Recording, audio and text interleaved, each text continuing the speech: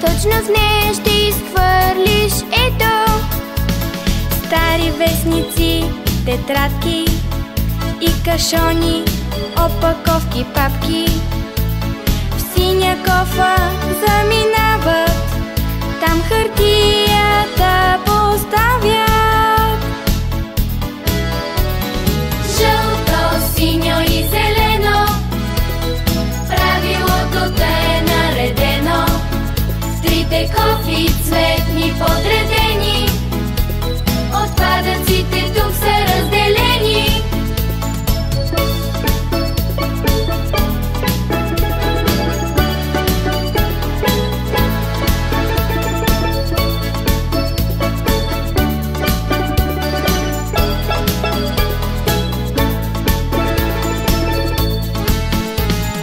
Кофа номер 3 на цвят е жълта, пластмаси и метали гълта, сладоледени обвивки и кутии, от консерви, сокчета и други вкусноти.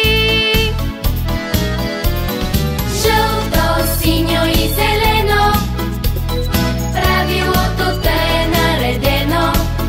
Трите кофи цветни подредени, отпадъците тук са разделени.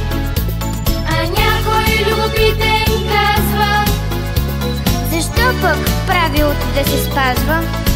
Ще отговорим: запомнете, запомнете, чиста нашата земя пазете. Жълто, синьо и зелено, правилото да е наредено. Трите кофи цветни подредени, отпадъците тук са разделени.